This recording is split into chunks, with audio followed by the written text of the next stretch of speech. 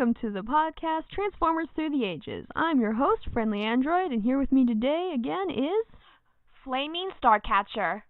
And we are now going to be talking about Transformers Generation 1 Episode 2. If I had the titles of the episodes in front of me, I would tell you what it was, but I don't remember, so if you know, please put it in the comment section down below. This episode is a direct follow-up to the previous one, and it begins with Huffer stuck in some of the scaffolding from the oil platform. Brawn swims over to save him, and we get an interesting exchange in which we find out Huffer does not like water or fire. I wonder why. Being made of metal does that, I guess. Anyway, Trailbreaker and Wheeljack begin trying to put the fire out, and they're immensely successful. Prime manages to get the humans out of the scaffolding from last episode with very little effort, which is confusing considering he said it was too heavy last time. But anyway, he gets Spike and Sparkplug to the place where they were gathering the humans, with a little help from Jazz and his trusty zipline. The zipline is one of my personal favorite things about Jazz.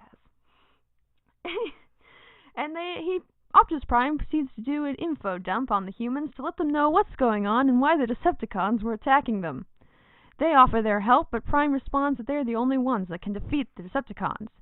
To which the humans... Oh, Prime. Listen to the humans. They may be of help, Prime. That's what Sparkplug says, stating that they may know more about Earth than they do.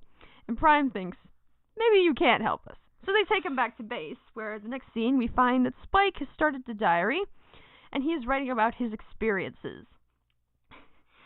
Also, big shocker here, Soundwave is spying! Not again! Ugh! Soundwave has a very special profession of spying on people. He's very good at it, too, as he proceeds to turn into his alt mode, which is now a tape player, and Spike just carries him into their base. Okay. Anyway, he just leaves him in front of the computer, Teletran 1, and goes off with Trailbreaker to talk about Autobot technologies. What makes me wonder is why nobody is guarding the main computer. And plus, Spike was so naive during that point of time. Indeed. But anyway, they go into the next room, and Hound and Mirage demonstrate their special abilities. Hound can create holograms, and Mirage can disappear. Some ancillary media, such as the books I've heard, get that backwards, and Mirage does the holograms and Hound disappears, which is kind of odd, but I guess everybody had different source material to work with there at the beginning. Hound takes Spike dune bashing throughout the desert, and they talk a bit about Cybertron. When they return, Spike finds Soundwave going through all of their computer files on Earth's resources.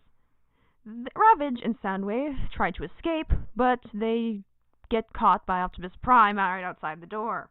I think a spy would be more stealthy in his escapes. Soundwave gets away, but Ravage gets captured. Also, during this scene, we find out that Gears has infrared light abilities. This doesn't really come up much ever again, so... Okay, I just thought I'd mention it. Ravage gets caught in the infamous cartoon net, which is impossible to escape from. I thought it was a cat at first when I first saw the episode. Yeah, he's a panther, I think. A mechanical panther.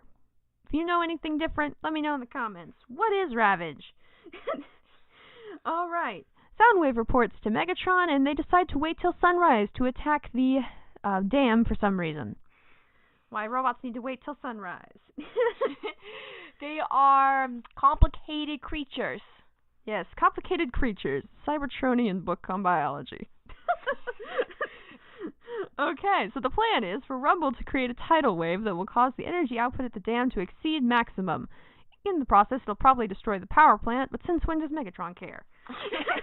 He never cares about anything important anymore. Except his plans of conquest. True. Okay. The dock workers react to the increased water output by banging on the machinery, trying to get it to go back to normal, as most people in denial will. Like that helps. Like that helps, indeed. And then, after the non-existent commercial break, we go straight to the Decepticons' grand entrance, which they blow a hole in the side of the building, and Megatron says everyone will do exactly as he says. And I'm sure they will, because he's bigger than them and will probably step on them. Exactly. The dam is going to blow. So they get out the infamous Null Ray and begin filling Energon cubes so they can get out of there before the dam explodes. But then the Autobots arrive. Woohoo! Yeah, woohoo! And Prowl wonders, are the Decepticons behind this? He's immediately answered by a shot by Megatron. Prime goes, there's your answer, Prowl. Hound remains behind to go underwater and investigate the source of the tidal wave, along with Spike, who's there for some reason. He's just watching the battle just happen before his eyes. Alright, Ironhide and Bumblebee. Yay, Bumblebee. Bumblebee, you guys! Bumblebee and Ironhide proceed to cut smaller rivers to lead the water away from the dam, trying to slow the process of the explosion. Everyone else goes to the plant, and Optimus Prime utters one of my most favorite lines of his. Stick it in neutral, Megatron. A fight breaks out, big surprise, and Sparkplug gets the workers to safety. Prime gets pushed over an edge, and Megatron begins to step on his fingers. Megatron gets knocked back by a blast from Starscream's slingshot, which also never shows up again. Where him and his mysterious weapons, everyone. Yes, no rays and slingshots. What'll be next? Alright. Okay. And then we go to the famous battle atop Sherman Dam, where we get to see Optimus Prime and Megatron duke it out royally with the Energon axe weapon and Megatron's flail/mace thing. If you know what that thing is called, please let me know down below. I'm very curious. Okay, we got back to Hound, and he is buried underwater in some rubble. Rumble goes up, and Spike tries to attack him, but fails miserably. He screams out for help. This distracts Optimus Prime, who then gets pushed into the water. Way to go, Spike. Oh, Spike, you try so hard, but it failed miserably.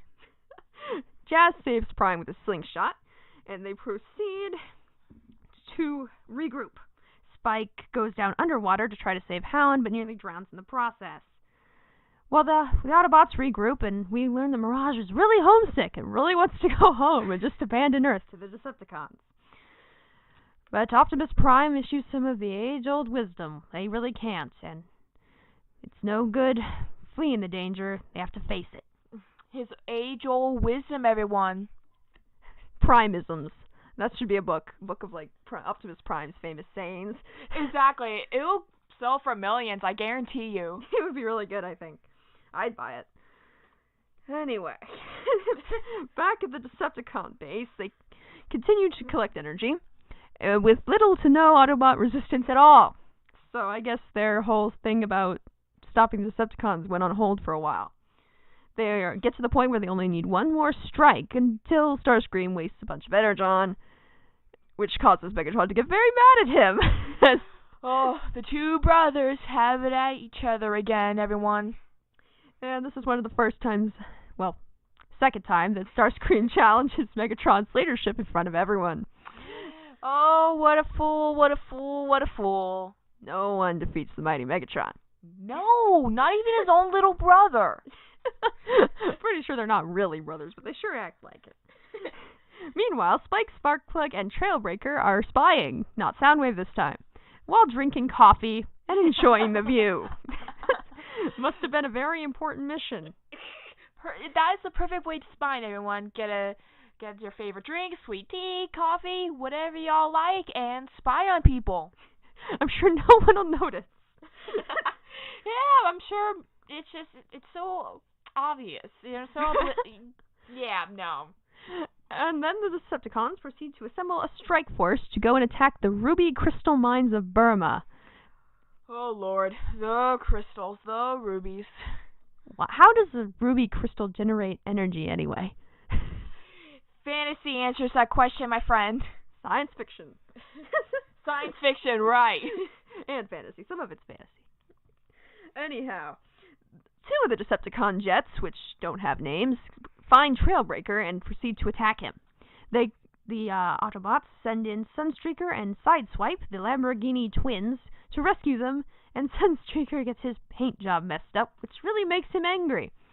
It's one of the funniest line segments, in my opinion, is when Sunstreaker is complaining about his paint, and Sideswipe goes, "Don't worry, no one will notice. Just make left turns." The 80s cheesiest jokes, everyone. Gotta love the 80s. And the Autobots. Anyway, the Decepticons are having great success at the Ruby Crystal Mines, and Megatron tells Soundwave about how he plans to build the ultimate weapon and conquer the universe. What the ultimate weapon is never explained.